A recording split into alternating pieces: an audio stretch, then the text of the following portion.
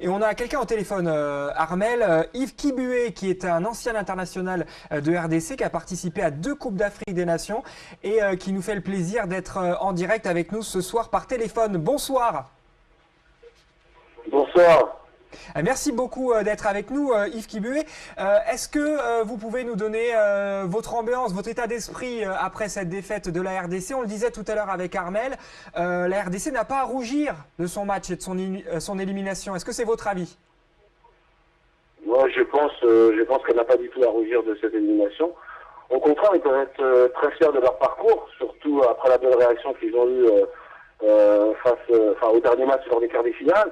Donc là, c'est vrai que l'ambiance est un peu de déception et de fierté, car ça faisait un long moment que la RDC n'avait pas été à ce niveau-là. Et malgré tout, on peut reconnaître quand même la supériorité des Ivoiriens, qui ont été non seulement réalistes, mais beaucoup plus costauds dans l'ensemble du match. C'est quoi qui a fait la différence ce soir? Est-ce que c'est tout simplement les stars ivoiriennes, un niveau de jeu simplement supérieur du côté de la Côte d'Ivoire? C'est simplement ça? Oh, je ne pense pas. Je pense que l'organisation ivoirienne a beaucoup contrarié la mise en place du jeu congolais. En plus, je pense que au niveau de l'animation, on va dire offensive, surtout des contre-attaques qui étaient foudroyantes du côté ivoirien.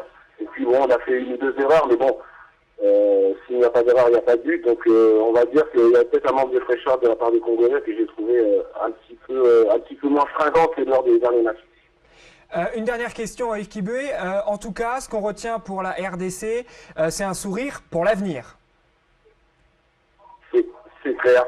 C'est clair, je pense qu'on peut avoir un réel espoir quant aux performances de l'équipe internationale, enfin de l'équipe nationale, car elle nous a démontré qu'avec brio, courage et des qualités de cœur qu'on avait depuis longtemps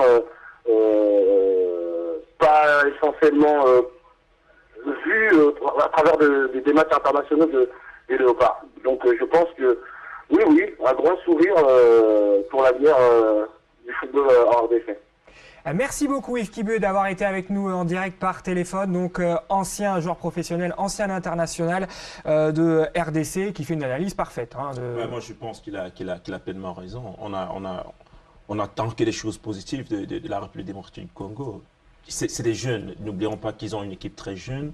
C'est des gars qui jouent en Europe, c'est des gars qui vont se développer dans 2 ans. Et j'espère qu'ils vont garder la même attitude. J'espère qu'ils vont penser d'aller vers l'avant. Je crois que la différence, comme l'a dit Hervé tout à l'heure, la différence entre les 2 équipes aujourd'hui, c'était au niveau de la discipline et la détermination. Ouais, les Ivoiriens étaient plus déterminés. Oui, puis il y a sûrement aussi l'expérience qui joue des grands matchs, comme quand on a des joueurs comme Yaya Touré.